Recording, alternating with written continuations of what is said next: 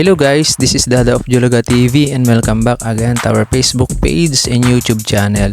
And for today's video, ayan, ilalabas natin yung ating mga ginupitan guys ngayong araw na to. And isang malaking shout out and salute nga pala kay Sir na lagi nagpapagupit sa atin every 2 weeks. At saka kay Kuyang Bern, ayan, shout out sa'yo Kuyang, ayan, lagi nagpapagupit din sa atin to. From dito lang yan sa Taytay, yun! And of course, yung next natin, pina-high fade niya guys, yung gupit niya. Kaya, hina-high fade natin. Bale, ano nga pala, tiga Meralco to. Tiga Meralco Village. And eto din, si Kuya, tiga Meralco din to. Pina-high fade niya rin para malinis daw. Kakwentuhan ko rin siya.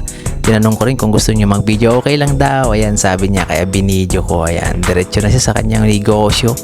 Yun, no, kitang kita man. Eto naman guys, yung ano natin, next client natin, nagchat lang sa atin galing sa Angono. Ayan guys, bali napapanood niya lang yung mga gupit natin, then pumunta siya rito, nagchat siya. Ayan, shout out kay boss. And eto, next naman yung ano natin, client natin, fade din, kaya lang yung pa-bulky fade, yung kumbaga biglang itim yung gusto niya guys. Yan, mga fade lang yung ano natin, yung mga ginugupit natin. High fade lang, lagi na high fade ko guys.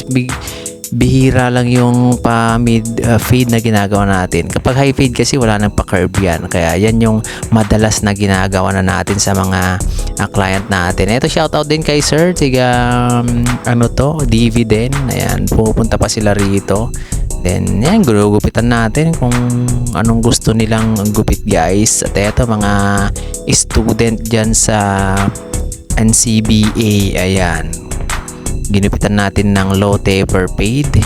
At tropa natin ngayon lang to, napakahaba yung gupit niya. Medyo kiniskis ko lang yung gilid niya. Medyo binalki ko rin yung taas niya kasi nga medyo ano na, mas manipis sa harap niya kasi guys, kaya ganyan yung pagkakano. Eto, shout out sa mga batang ito. Ayan, no, laging mga ang daming dala basket yung gupit niya guys, pero tineper fade ko para bumilog yung ulo niya. Kita nyo naman guys, ayan, para mas maganda sa kanya, bagay sa kanya. And of course kay Kuya, ngayon tiga Dividend din to, lagi rin nagpapagupit sa atin to. Every 2 weeks to si Kuya nagpapagupit, o 3 weeks, ganyan. Lagi nating sinizero lang yung ano niya, gupit niya para malinis. Eto rin, ayan, shout out din, zero din yung ginawa natin kay Kuyang. Kita nyo naman, napakalinis talaga. Bilog na bilog talaga. Ang ganda rin siguro pag ganyan yung ulo natin. Yung ulo ko kasi guys, hindi ganyan kabilog. Pero kay Kuyang nakakaingit kasi bilog na bilog. Ito din, kalbo rin to dati si Chong, kaya lang gusto niya daw magpahaba ng buhok, kaya fade barbers ko na lang yung ano niya, yung gupit niya. Etong next natin, taper fade naman to guys. Kitang kita nyo naman, medyo wala tayong ginagamit na mga ano dyan guys, pang spray o pang ano sa buhok. Talagang ganyan lang yung gupit natin talaga. Kumbaga yan na yung ano, kapag gusto kong 3D yung ano, kinakapalan ko lang yung mga gilid-gilid niya. Then dun sa gitna guys, fade ko, kumbaga parang tinutuldok para makita yung pagka 3D niya. Ayan. Pero pag yung binibilisan ko naman guys, ayan, ganito lang yung casual na gupit lang, kumbaga undercut lang, tapos may patilya, ganyan lang naman yung ginagawa natin. Yan, relate naman dyan yung mga kapwa nating barbero guys, kung ano yung mga gustong ipagupit talaga ng magpapagupit. Hindi naman lahat ng gupit maganda talaga yung ginagawa natin, kasi pag pinaglaanan natin ng pansin yan guys, kumbaga 1 oras o 45 minutes tayo sa isang tao, kayang-kaya naman natin. Kaya lang, depends sa price nga, sabi rin ng iba.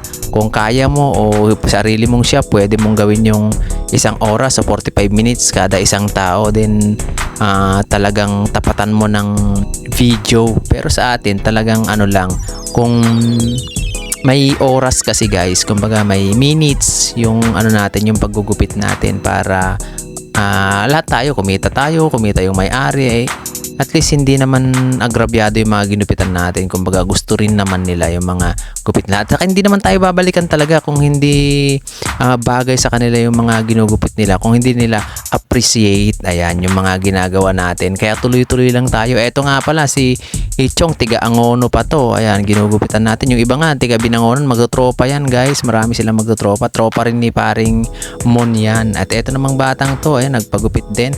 Ayan, dire-diretso lang tayo guys sa ating pag-voice over. And shout out sa lahat guys na mga client natin dito sa Pure Gold Taytay. Ito si